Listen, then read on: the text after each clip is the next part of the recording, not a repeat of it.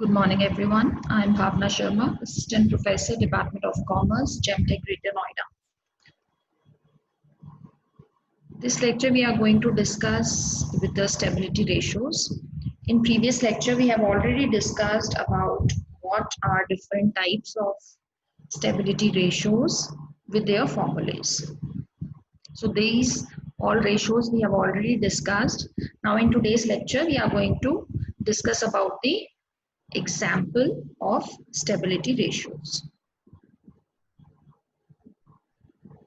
Now this information is given, a balance sheet of X Limited is given, and based on the balance sheet we have to calculate the solvency ratios. So we are given liabilities as equity share capital, preference share capital, general reserve, P&L account, debentures and loan.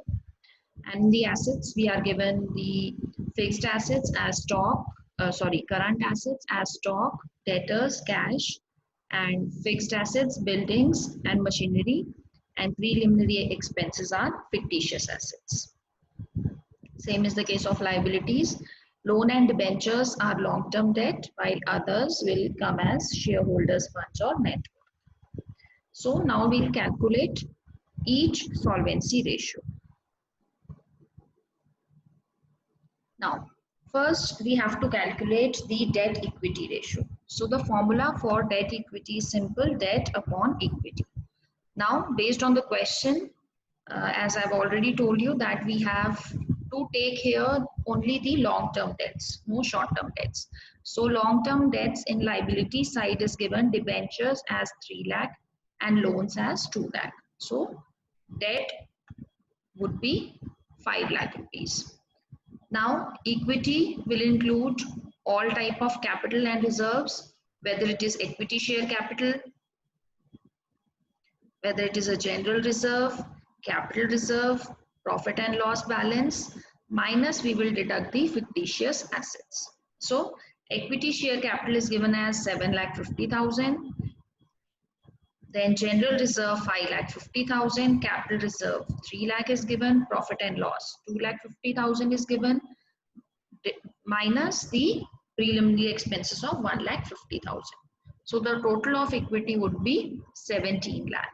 So debt equity ratio is debt is 5 lakh upon equity 17 lakh, which is 0.29:1. So that means 1 is the equity of a company and debt is only 0.29, which is good, because as we've already discussed that lower the ratio, better it is.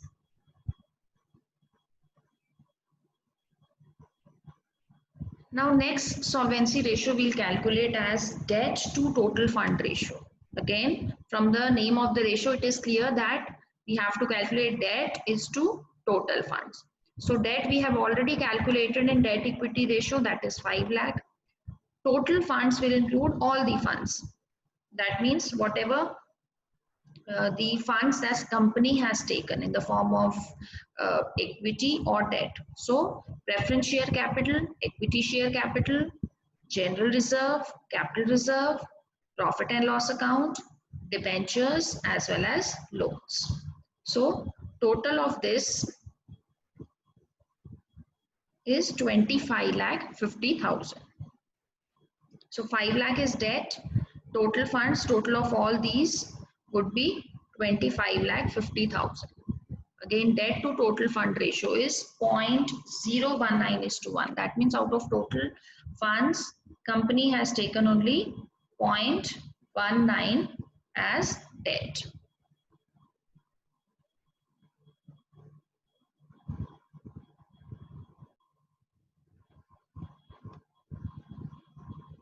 Now next is proprietary ratio.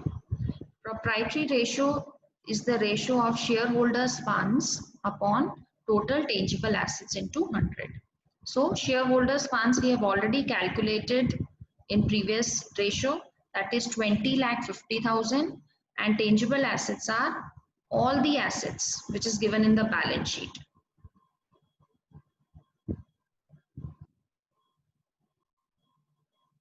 So in the balance sheet total tangible assets is, or total assets is 28,50,000. Only preliminary expenses are the fictitious assets. Rest all others are the tangible assets.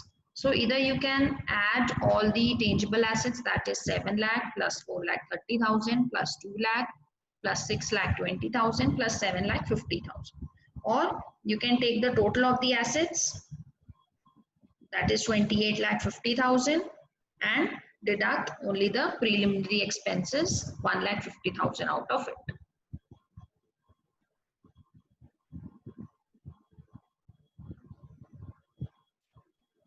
So that means 20 lakh 50,000 is the net worth, and 28 lakh 50,000 minus preliminary expenses 1 lakh 50,000, that is 27 lakh is total tangible assets of the firm into 100. So proprietary ratio is 75%. That means the total tangible assets as the net worth is invested as the 75% in the total tangible assets.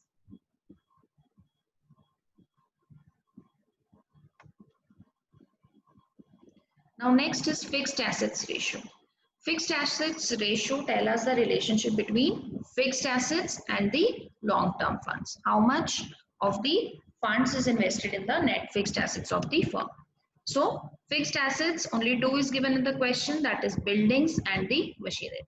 So buildings is 6,20,000 and machinery is 7,50,000. So total of net fixed assets is 13,70,000. And long-term funds are 28,50,000. That means the total of the liabilities, because in liabilities no current liability or short-term liabilities are given. Either internal or external funds are given. So the total would be 0.48:1.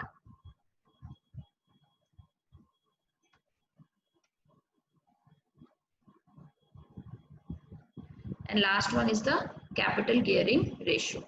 So capital gearing ratio is the relationship between equity shareholders funds and fixed cost bearing funds. Now equity shareholders funds we have already calculated, that is equity share capital plus general reserve plus capital reserve plus profit and loss account minus preliminary expenses. So that would be 17 lakh. Now fixed cost bearing funds are those funds which the company has to bear the fixed cost. That means for debentures, the company has to pay fixed rate of interest, fixed amount of interest. For loans, the company has to pay fixed amount of interest. For preference share capital also, because the preference share capital bears fixed rate of dividend. So in equity shareholders funds, we'll only take the equity share capital, not the preference share capital, because preference share capital will come in the fixed cost bearing funds. So total of fixed cost bearing funds is 10 lakh. So the ratio would be 1.7:1. That is, the company is low geared company. So likewise, you can calculate the ratios, stability ratios out of the balance sheet.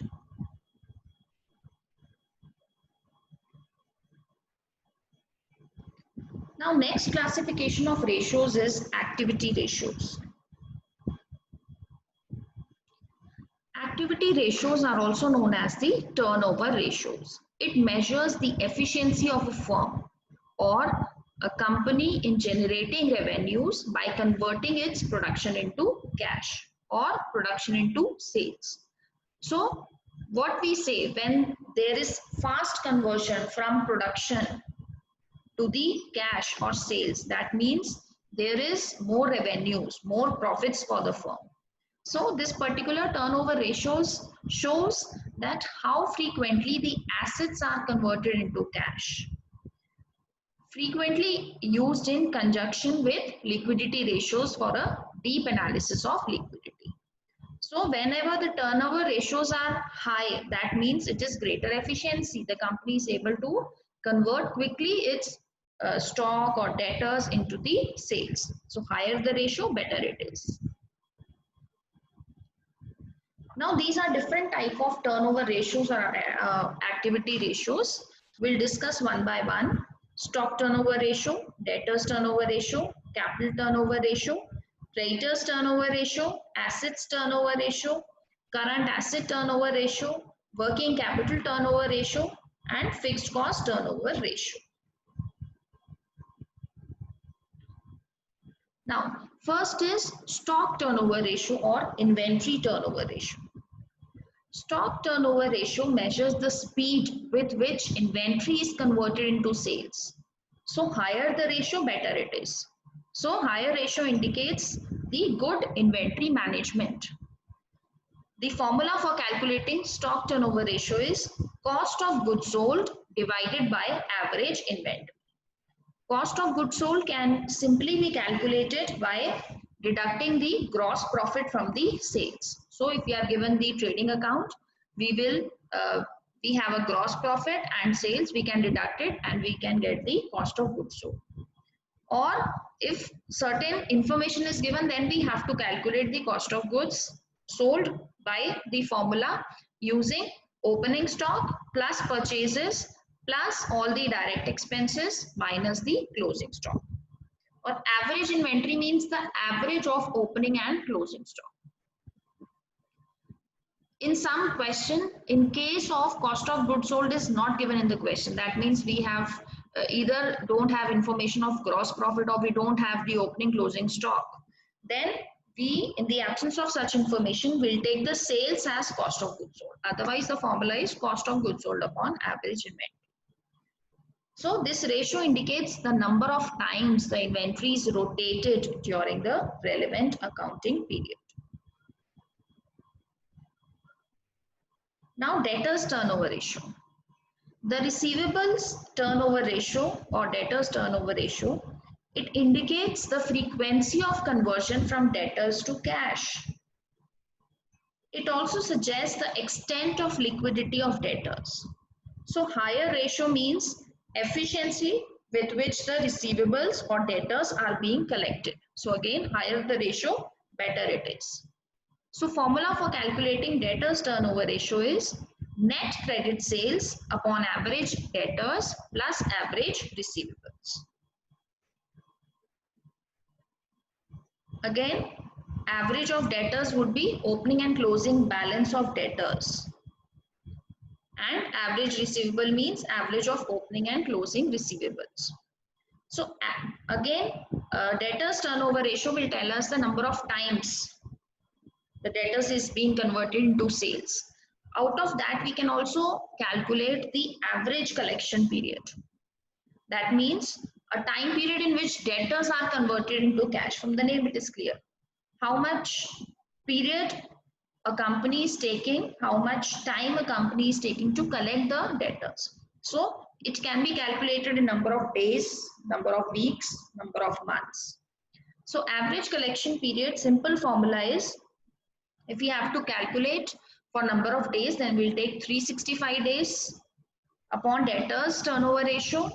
If we have to calculate in month, then in place of 365, we'll take 12. In case we have to calculate in number of weeks, then we can take 52. Or number of days or number of months or number of weeks multiplied by average debtors upon net credit sales.